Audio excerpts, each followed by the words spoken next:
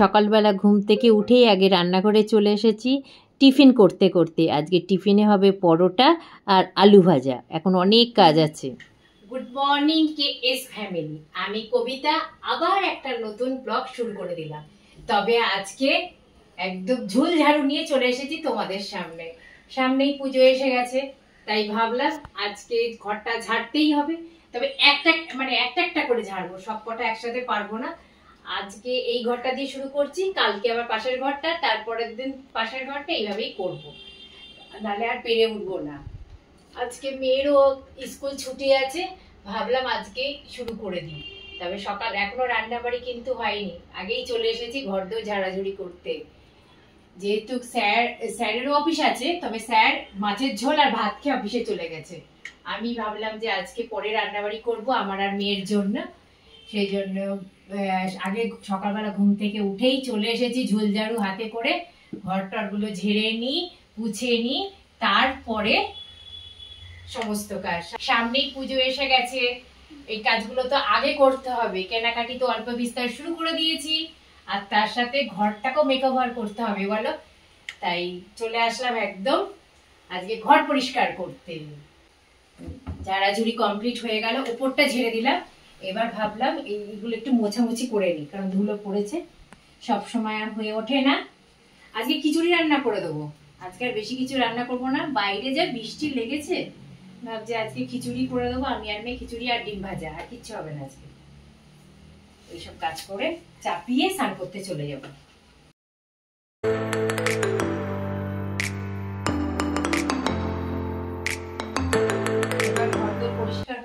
এবার ঘরগুলোকে ভালো করে মুছে নি।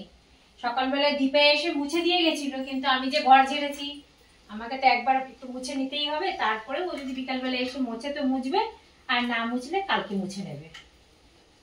উফ বাবা, পাচ্ছি না, এত বৃষ্টি হচ্ছে বাইরে, কি যে বলবো। জানলা দরজা খুলতেই পাচ্ছি না, কি যে হবে কি জানি এবার পুজোয়। দাঁড়া, দেখো জানলাটা খুলছি। দেখেছো কিরকম বৃষ্টি হচ্ছে বাইরে? এ তো একটু কমে গেছে, এর আগে তো আরো জোরে হচ্ছিল, ঝমঝম করে বৃষ্টি নেমেছিল। চলো আস্তে আস্তে কাজগুলো সেরে দিই। কাজগুলো সব সেরে নি আস্তে আস্তে, আবার রান্না চাপাতে হবে। উফ বাবা, পেরে উঠি না, একা হাতে সবকিছু করতে করতে না হাঁপিয়ে যায়। আর বয়স তো হচ্ছে বলো, আর কি করবো, আর পেরে উঠছি না। আবার বিকালবেলায় মেয়ের পড়া আছে বোধহয়, কি জানি। গুড আফটারনুন ফ্রেন্ড, এক কাপ চা হাতে তোমাদের সামনে চলে আসলাম। আর তার সাথে চায়ের সাথে দুটো বিস্কুট নিয়েছি, নিয়ে এবার খাবো। কারণ সকাল থেকে দেখতেই পারলে যে প্রচুর কাজ ছিল, সমস্ত কাজকর্ম মোটামুটি কমপ্লিট করেছি। একটা ঘর আর হচ্ছে ডাইনিংটা দিয়ে কমপ্লিট করলাম, আরও ঘর আছে, বারান্দা আছে, পরপর সব করতে হবে।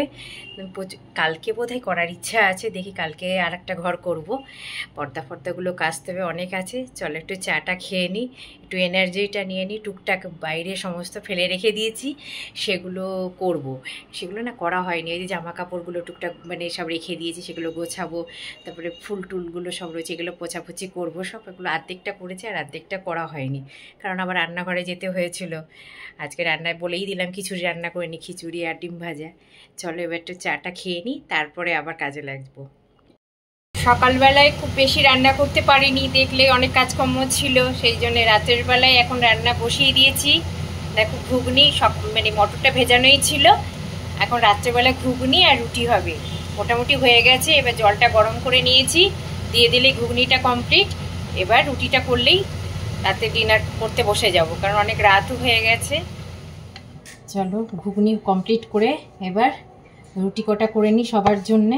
আটা মাখাই ছিল, সেই জন্য তাড়াতাড়ি করে, দেখো কাজ করতে করতে হাঁপিয়ে যাচ্ছি বাবা। রুটি কটা করলেই মোটামুটি হয়ে যাবে, রাতের রান্না কমপ্লিট। আবার সকালে শুরু হবে। যে প্রতিদিন যে কি করব বুঝে উঠতেই আজকে কি রান্না হবে, কালকে কি রান্না হবে, পরশুদিন কি রান্না হবে, এই ভাবতেই দিনটা বোধহয় কেটে গেল। চলো রুটি কটা করে নিই আগে। রুটি করবো আর কি, দুধটা দেখি ফ্রিজে একটু দুধ আছে, যদি গরম করি তো গরম করে নেবো। চলো এবার সব কমপ্লিট হয়ে গেছে, এবার সবাই খাওয়ার জন্য বসে আছে।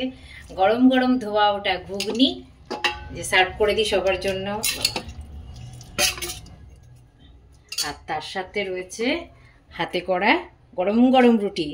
চলো আজকের মতো এখানেই শেষ করে দিচ্ছি আমার বক বক। যদি কিছু ভালো লেগে থাকে লাইক কমেন্ট শেয়ার করতে কিন্তু ভুলো না। Please subscribe my channel.